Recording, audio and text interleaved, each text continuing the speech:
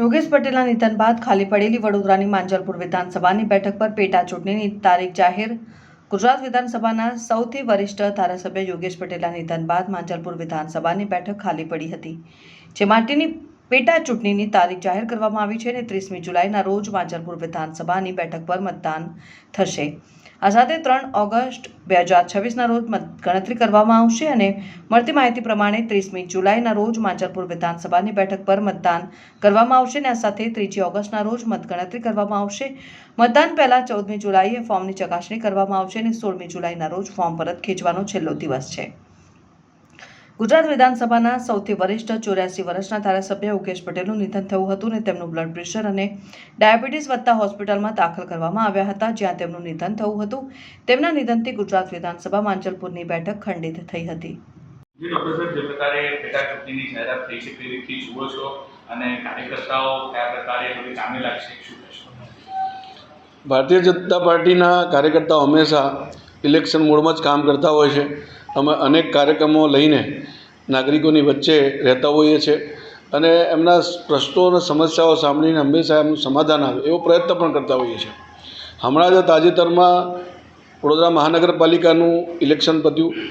આ જ વિધાનસભાની 14 સીટમાંથી 14 ભવ્ય સફળતાથી વિજય પ્રાપ્ત કર્યો છે અને મને માંજલપુર વિધાનસભાના નગરજનો પર વિશ્વાસ છે કે માંજલપુર વિધાનસભામાં પણ જે પણ ઉમેદવાર ભારતીય જનતા પાર્ટી ડિક્લેર કરશે એને પણ ભવ્ય સફળતા અપાવશે. 30 જુલાઈએ આ પેટા ચૂંટણીની તારીખ ડિક્લેર થઈ છે. 3 ઓગસ્ટે એનું મતગણતરી થવાની છે અને મને પૂર્ણ વિશ્વાસ છે કે 3 ઓગસ્ટે માંજલપુર વિધાનસભામાં અમારું કમળ ભવ્ય સરસાઈથી ખીલશે. શું કહેશો? આપનું પણ નામ છે અને લોકોના નામો ચાલી રહ્યા છે, તો કયા પ્રકારે આ પ્રક્રિયા ઉમેદવાર માટેની થશે અને યોગેશ પટેલની જે લેગસી હતી હવે આગળ ધપાવવાની છે, શું વિચાર છે? જે પણ પાર્ટી ઉમેદવાર નક્કી કરતી હોય છે એની એક બંધારણીય પ્રક્રિયા છે. એ પ્રમાણે ઉમેદવારી નોંધાવવાની પણ જે પણ કાર્યકર્તાની ઈચ્છાઓ નોંધાવી શકે છે.